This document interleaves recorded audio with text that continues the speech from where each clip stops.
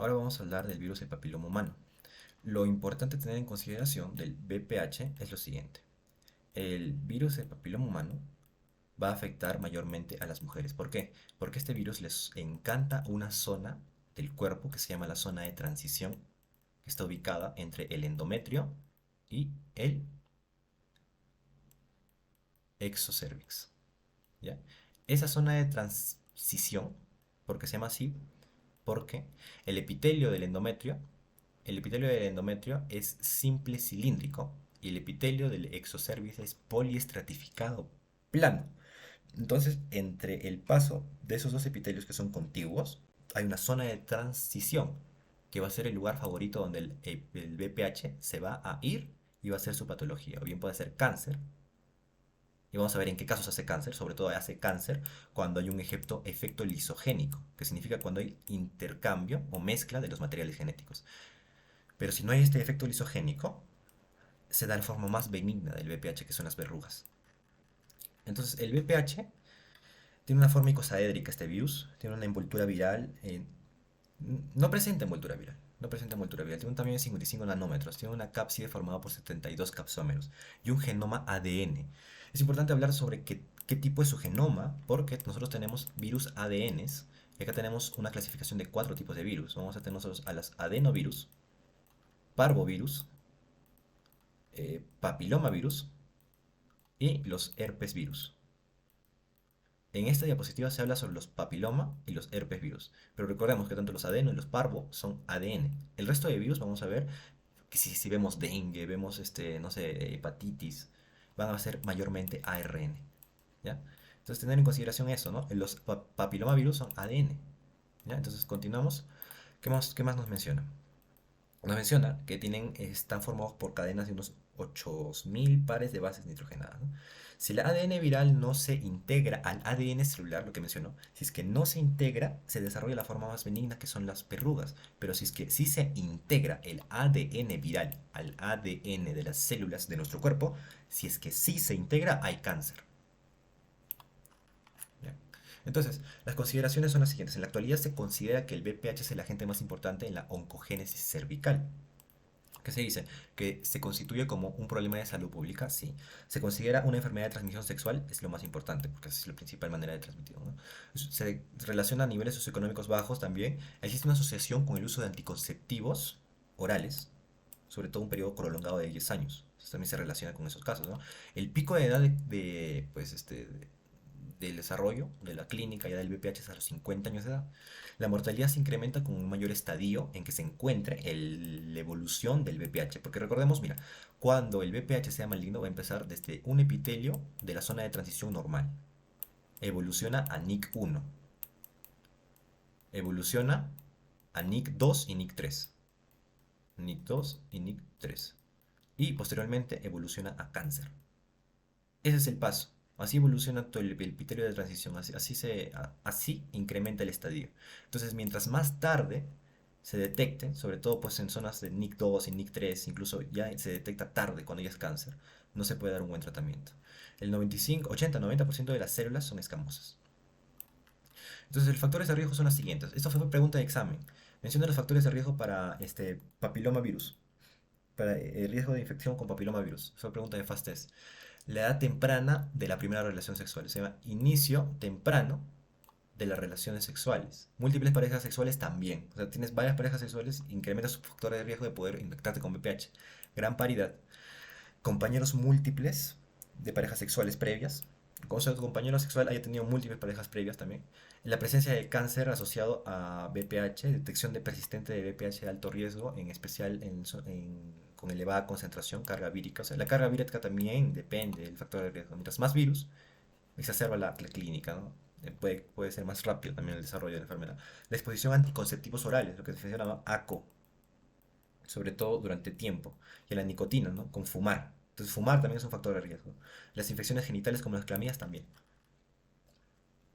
Entonces, el cáncer de cuello uterino en los países en desarrollo está bastante ligado, porque la incidencia es 6 veces mayor en aquellos países que están desarrollados. O sea, comparamos países desarrollados tienen menos incidencia. Los países en vías de desarrollo son 6 veces mayor la probabilidad de que desarrolle, pues que tengas infección por VPH. Más del 80% de los casos de la enfermedad se encuentran en estadios avanzados, como NIC2, NIC3 y cáncer. ¿Ok? Entonces eso ya no se puede tratar tan fácilmente. Las muertes al año son de 300.000 y es el segundo tipo de cáncer más frecuente en Lima metropolitana después del cáncer de mama. Ahora, esto sí es importante. Esto ya no es epidemiología. El papilomavirus, el VPH, tiene proteínas, o mejor dicho, tiene genes. Tiene la familia de los genes E. Una línea vamos a poner para separarlos. Tiene a los genes E y tiene a los genes L. ¿Ok? Genes L. Los genes E se diferencian en tipo 1, 2, 3, 4, 5, 6, 7. Ya, acá no se ve el 2, pero a ver, ¿hay 2? Hay 2. Sí hay 2. Entonces tiene del 1 al 7. ¿Ya? Tienen diferentes funciones estos genes, pero lo que nos va a importar a nosotros es el E6 y el E7. ¿Ya? Vamos a ver qué función tienen, porque rápidamente les menciono. El E6 se une a la proteína supresora de tumores P53. Y esto hace inmortal a la célula de la zona de transición. La E7 se une a la proteína RB.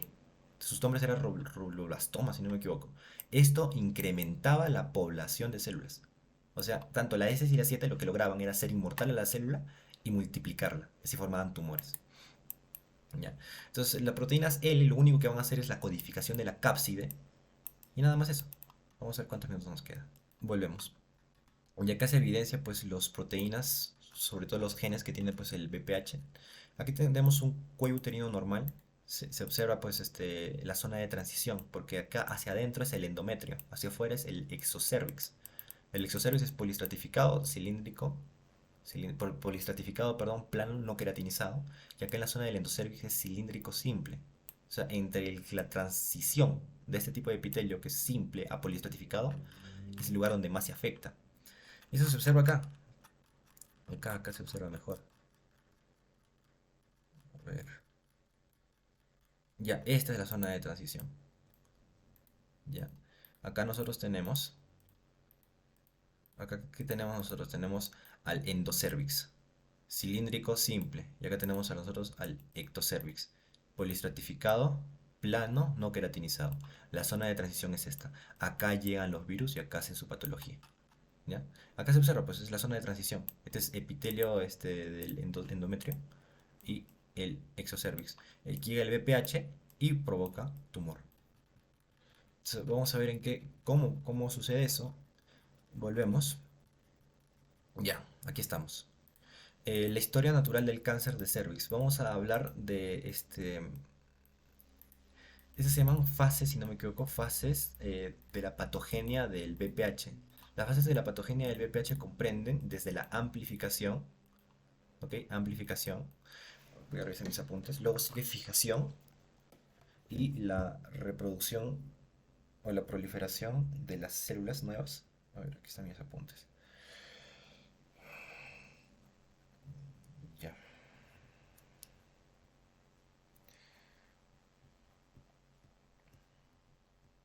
Aquí está.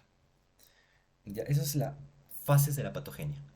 Las fases de la patogenia del BPH comprenden la fase de la patogenia. Primero, la amplificación, luego la proliferación. Después de la proliferación sigue la formación de nuevos virus. En la fase de la amplificación existe la probabilidad, la posibilidad de una regresión. ¿Qué significa regresión? Que te puedes curar. Tu sistema inmune puede eliminar el BPH. Y eso puede ocurrir pues en 10 años, en este caso. Pues, o bien en 10 años llegas a cáncer o puedes curarte. Sobre todo la curación, 10 años para llegar a cáncer, ¿ya? La curación durante la fase de la amplificación va a ser 5 años, sobre todo en mujeres jóvenes que pueden eliminar el virus en ese periodo de tiempo, en la fase de amplificación. Esas son las fases de la patogenia: amplificación, proliferación y formación de nuevos virus. Pero si desarrollas cáncer va a ser a lo largo de 10 años después de la inoculación. Entonces va a ser un periodo preinvasor que termina en cáncer. Entonces, durante este paso vamos a encontrar nosotros estadios como los NICs. NIC 1, NIC 2 y NIC 3. Entonces, acá se observa la replicación viral. Mira, acá lo que vamos a observar nosotros son dos cosas. Vamos a ver algunas funciones de proteínas víricas o genes víricos, que son las siguientes. Había mencionado la familia de los Es y de los Ls, ¿no? Las Es, sobre todo la E1 y E2, se van a encargar de la replicación de la transcripción viral. Esa también fue pregunta de examen. Sobre todo se preguntó sobre la L1 y L2. ¿Qué hacen la L1 y L2 en BPH? Codifican la cápside y posterior ensamblaje de la pared, pues, de la cápsula de la bacteria. Entonces la E7, la E5, E6 y E7 y 5 lo que hacen es la proliferación de las células basales y parabasales. Así que son propiamente encargados de la patología. Ya de una vez vamos a hablar, ¿ya? La E6 y E7 lo que van a hacer es lo siguiente. La E6 se va a liberar, se va a añadir, se va a agregar a la proteína supresora de tumores P53. Y esto va a hacer que se evite la apoptosis, o sea, lo va a hacer inmortal la E6 a la célula. ¿Ya? Entonces, la E7 lo que va a hacer es unirse a la proteína RB, restoplastoma creo que se llama. Y esto lo que hace es incrementar la proliferación de los factores E2F. Esto hace que incremente una proliferación descontrolada de las células. Y ahí estamos frente a un caso de una célula maligna. ¿Ya? Eso va a ocurrir cuando haya una integración de los materiales genéticos, tanto del virus y de la célula. Eso se observa acá. Cuando llega el virus BPH, da su material genético, suelta su material genético a la célula hospedadora, que va a ser la célula pues, de la zona de transición. Entonces acá tenemos el caso del ADN del BPH, que no se ha integrado al genoma o al material genético del huésped. Entonces acá se observa pues el rojito, que está separadito. Este es el genoma del BPH. Y este es el material genético pues, del huésped. No hay integración, están separados. Entonces lo que va a pasar máximo acá va a ser un crecimiento benigno de verrugas. El tratamiento para las verrugas es nitrato de plata. Pero ¿qué pasa cuando sí hay un efecto lisogénico? Cuando hay mezcla de los materiales genéticos, acá como se observa, tanto del virus y del huésped. Cuando ocurre un efecto lisogénico por teoría de virología médica, las células inducen al cambio. O sea, son inducidas a un cambio. Y cuando se inducen a este cambio, van a provocar tumor maligno. ¿Cómo? Mediante las proteínas E6 y E7, que la E6 se suma a la P53 y la E7 se suma a la proteína RB, que lo vuelve inmortal 1 y incrementa la proliferación de las células. Y esto se observa como cáncer maligno, ya displasias, ¿no? Entonces, volvemos acá. Ahora las proteínas L1 y L2, ¿de qué se encargan? De la codificación de la cápside y posterior ensamblaje. Entonces, fue efecto estructural. Esto es importante, el periodo de incubación, de 2 a 3 meses después de la inoculación del virus, ¿no? De 2 a 3 meses empezamos a ver esto. Mira, primero comenzamos con un epitelio normal, sano, sano. Esta línea que está acá es la línea basal, la lámina basal, que evita el paso del epitelio hacia allá al torrente sanguíneo. ¿Ya? Ahora, ¿qué pasa? El epitelio normal puede evolucionar a NIC1. NIC1 se le conoce como la lesión de bajo grado. ¿Ok? Lesión de bajo grado. ¿Ya? Tiene otro nombre, ley. Sería lesión en extra. ¿Cómo se llama? Bueno, está adelante, pero recuerden, el NIC1 va a ser nuestro primer estadio, donde vamos a encontrar algunas células que van a estar afectadas, como se observa acá. Van a estar afectadas. Luego, posteriormente, pasa a NIC2 y NIC3, o sea, van ambos juntos, ¿ah? NIC2 y NIC3 van de la manito, 2 y 3. Pertenecen a un solo estadio, que es va a ser el ley avanzado, si no me equivoco. Ya, entonces va a ser cuando las células van a estar mayormente comprometidas, van a haber mayor compromiso, pero todavía no hay un traspaso de la lámina basal. Ya cuando hay cáncer invasor, la lámina basal se ha traspasado. Y eso va a ser en todo tipo de cáncer. ¿Cómo te das cuenta que va a ser que hay cáncer, cáncer de hueso, cáncer de tejido adiposo, lo que sea? Cuando se traspasa la membrana basal. Ahí es cáncer. Entonces, vamos a ver acá una colposcopía. Observamos estas células del epitelio de transición. ¿Cómo te vas a dar cuenta que una célula tiene displasia? O sea, el diagnóstico de Papa Nicolau, más que nada, nos va a dar idea de que ya hay displasia, o sea, ya hay cáncer. O sea, puede ser un diagnóstico ya un poquito más tardío. O sea, eso simplemente. Y ese diagnóstico se observa acá. Ya, ese es el diagnóstico el siguiente. Este es un Papa Nicolau. ¿Ya? Aquí se observa células normales y a la derecha células malas. ¿Por qué? ¿Qué te vas a dar cuenta? ¿Qué vas a observar? Si te aparece una imagen en el examen, ¿qué es lo que vas a decir que observas acá? ¿Y por qué está indicándote displasia? Te va a indicar displasia por lo siguiente. Esta es una célula. Todo lo que estoy subrayando es la membrana de Yen definida. ¿Ok? Lo que está afuera es un halo perinuclear o halo corilocito. ¿Ya? Halo perinuclear o halo corilocito. Esto es indicador de displasia. Ya nos indica que hay cáncer. Acá no se observa, ¿no? acá sí se observa, pues mira, está bien delimitado, pues las estructuras, y contiguo a ella encontramos halos. Y eso es lo que se observa, pues, en Papá Nicolau, lo máximo que vamos a observar. Entonces retornamos y vamos a ver que existen más de 100 serotipos del tipo del BPH. Piensen en 100 serotipos. Lo más importante es recordar lo siguiente: los de bajo riesgo, o sea, los que van a ser benignos, van a ser el 6-11. Los malignos, 16-18. Entonces, la clasificación es sencilla, ¿no? 16-18, maligno. Aquí está, 16-18, maligno. Benigno, 6-11. Recordad esos números únicamente. Ahora, el BPH de alto riesgo comprenden a los 16-18 que pueden hacer cáncer, efecto lisogénico, mezcla de material genético, inhibición de la proteína P53 mediante la proteína E6, inhibición de la proteína, bueno, producción de factores E2F mediante la unión de la proteína E7 a la proteína RB, incrementa la proliferación celular y les quita la facultad de morir, hacer apoptosis, entonces se forma cáncer. Serotipos 18, 16, esos hacen eso, ¿ok? Y todo el resto que están acá también lo hacen. El BP16 lo hace en una casuística de un 60% y el 18 de un 10 al 20%. Y el resto se reparten acá. Y esto es la probabilidad que hacen que pueden hacer cáncer de cuello uterino. Ahora, el BPH y cáncer, lo que mencionaba, ¿no? La E6, proteína P53, E7, RB. Se expresa como cáncer, inmortalización de las células, proliferación y transformación, porque inducen al cambio, un efecto lisogénico.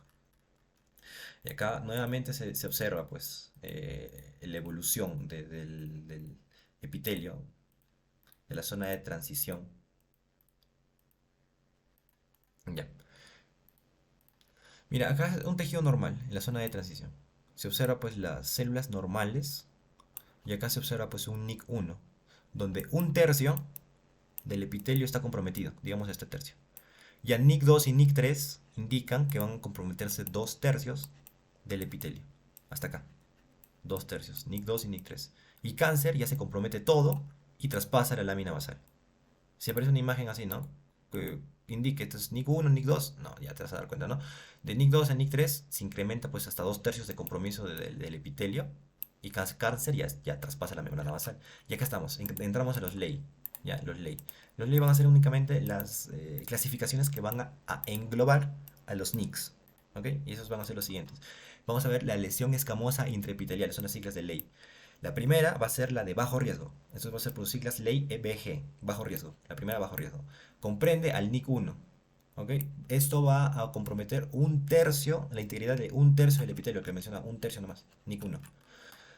Ahora, el 60-70% de las lesiones regresionan espontáneamente, lo que mencionaba, ¿no? Pues en la fase patogénica de amplificación existe la probabilidad de que pueda regresionar, sobre todo en mujeres jóvenes que tienen sistema inmunológico competente. ¿Puede haber regresión? Sí, todavía en NIC1 se puede. Es frecuente en mujeres de 20 a 30 años jóvenes. Entonces ahora vamos a ley de alto grado. ¿Qué es ley? Lesión escamosa intraepitelial de alto grado. Recuérdate, la ley de alto grado comprende a NIC2 y NIC3. Aquí está, otro color. NIC2 y NIC3. Como les dije, van de la mano estos dos, NIC2 y NIC3. Esto ya compromete 2 tercios de la totalidad del epitelio. Volvemos a la imagen. Esto es NIC2 y NIC3. Aquí se ve comprometido 2 tercios. Vemos cómo avanza, ¿no? Aquí está avanzando esta curva. Ya, 2 tercios incluso más. Y está cerca pues de cáncer. ¿Qué más? Se le llama displasia moderada, severa, de NIC2 y NIC3. Es frecuente en mujeres ya de una edad que va avanzando, si se dan cuenta, de 30 a 40 años, ¿no? Y recordemos que en epidemiología vimos que mayormente afecta hasta 50 años, ¿no? Pues está cerca de esta edad. Aquí se menciona que el 70-80% de estas lesiones de alto grado, intraepiteliales, escamosas intraepiteliales de alto grado, evolucionan ya a lesiones invasorias, o mejor dicho, evolucionan a cáncer. Entonces, por eso es peligroso hacer un diagnóstico a esta altura, cuando encontramos en NIC2 o una lesión de escamosa intraepitelial de alto grado. Y es peligroso, ya se puede llegar a cáncer. Entonces, acá hay un gráfico de la secuencia del desarrollo, evolución de la patología, ¿no? Una evolución de la enfermedad. ¿Okay? Lo que se observa acá es lo siguiente. Nosotros vamos a encontrar la historia natural del cáncer de cuello uterino. Tenemos nosotros un epitelio normal de cuello uterino, no se infectó. ¿Qué pasa? Te infectas con BPH, llega. Existen cambios relacionados con BPH. Digamos si hubo lisogenia, hubo mezcla de material genético y se va a desarrollar lo maligno, el desarrollo maligno del BPH. Entonces, ¿qué va a pasar? Vamos a comenzar con un ley de bajo grado que compromete únicamente al NIC1. Acá si ven las flechas puede subir para arriba o puede bajar para abajo, ¿no? Eso significa que puede haber la probabilidad de un 20 o 30% de regresión, o sea, te puede sanar. Esa es la fase de amplificación, ¿ya? ¿Qué pasa? Ahora de NIC 1 a NIC 2 puede pasar a NIC 2 y NIC 3, eso ya sería ley de alto grado, ¿no? Incluso también puede haber acá la probabilidad, ¿no? Pero la probabilidad de poder regresionar es menor. La probabilidad es mucho mayor para que llegue a cáncer invasivo. Recordemos los números, ¿no? Es 70-80 si no me equivoco. Ahí está.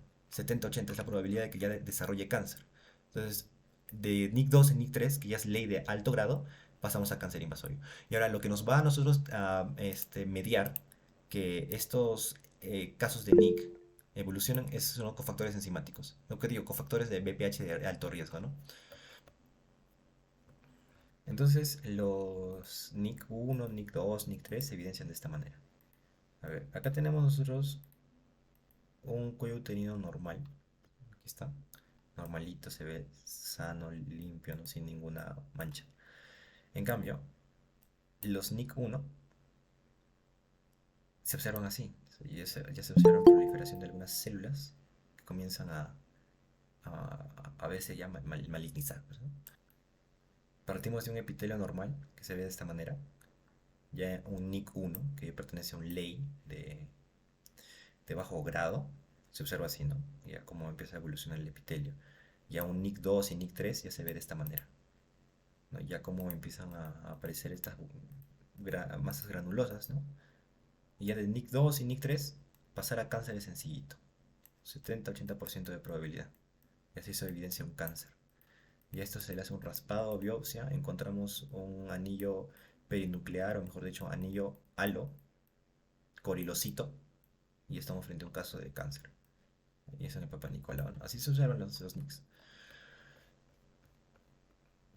Entonces, esto es lo que podemos observar. Si se aparece esta imagen en examen, pues, ¿qué se observa en la zona externa?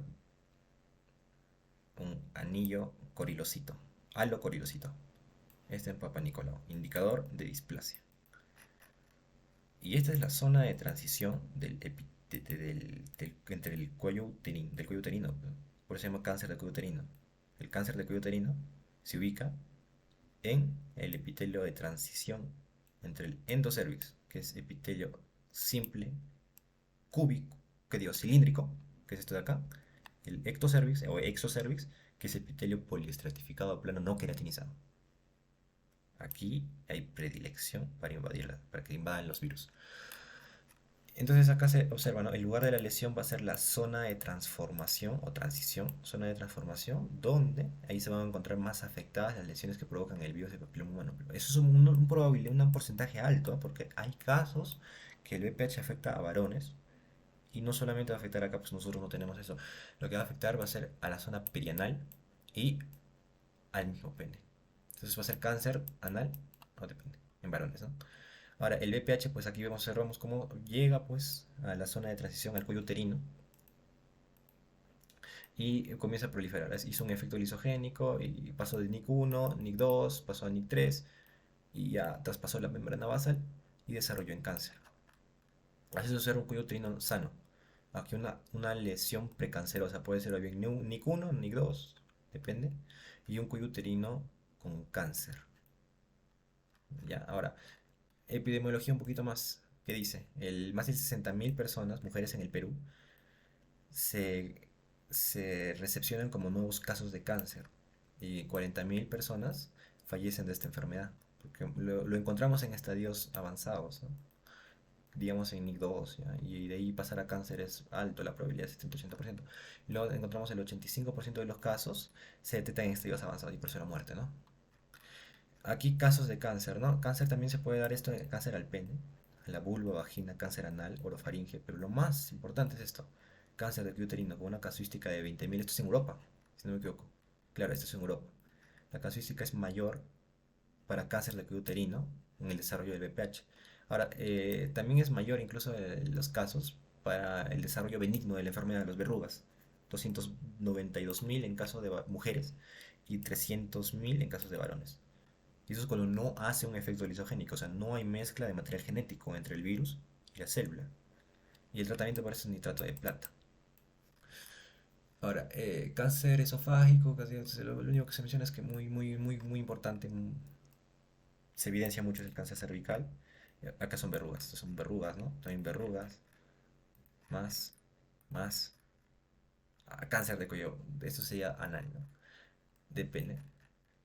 Ahora, la detección del BPH, Papa Nicolau, eso es lo que nos va a dar indicación, es indicador de displasia, ya vemos por qué no el alocorilocito. La colposcopía, ¿no? También para ver la integridad de la mucosa vaginal.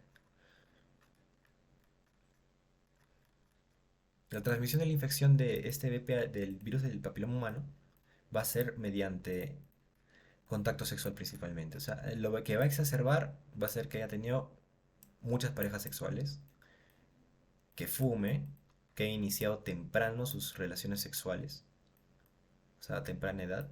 Otro que también su pareja haya tenido bastantes parejas sexuales. ¿Qué más? Eso, ¿no? Ah, el uso de ACO. ¿Cómo es esto? Anticonceptivos orales. Prolongados. Años, ¿no? Entonces, la transmisión de la infección se documenta en verrugas genitales, concordancia con detección de ADN. O sea, ¿cómo se da cuenta que es BPH 16-18? Prueba de ADN, de la variante del BPH, ¿no? Bajas tasas de infección en mujeres vírgenes, ¿no? Claro, pues relacionamos que si una mujer que tiene bastantes relaciones sexuales predispone para eso, pues una mujer virgen ya no. Entonces, asociación con el número de parejas sexuales, claro, aumento de riesgo, parejas sexuales nuevas. ¿Hay vacuna? Sí, hay prevención para el papiloma humano. Ahora, las dosis de las vacunas son las siguientes, y memorízate estos números, ¿ya? Son 3 dosis. Cada cuánto te aplicas la primera, cada cuánto la segunda, cada cuánto la tercera. Ya son números pares, ¿ya? Para recordar. Te aplicas la primera dosis, genial. ¿Cuánto esperas para que te apliques la segunda dosis? 2 meses. Ahora, a partir de la segunda dosis, para que te apliques la tercera dosis, ¿cuánto esperas? 4 meses. Y si sumamos desde la primera dosis hasta la tercera dosis, 4 más 2, 6 meses. Ya, recuérdate esta proporción. Porque eso se repite en la mayoría de vacunaciones que puedan existir. ¿Ya? Primera dosis, la segunda dosis a los 2 meses, de la segunda dosis a la tercera dosis, esperas 4 meses. Y así de simple. Ahora, el cáncer de cuello uterino se puede tratar, claro, si es que se encuentra en estadios tempranos de la enfermedad. Por eso es importante vacunarse contra, utilizar protección y hacer estudios periódicos para ver si encontramos o no encontramos displasia y todo eso. O encontramos la integridad de la mucosa vaginal, ¿no? Y así nosotros vamos a ver si es que te hacemos un seguimiento, ¿no? Así de simple. Y esto ya es herpes.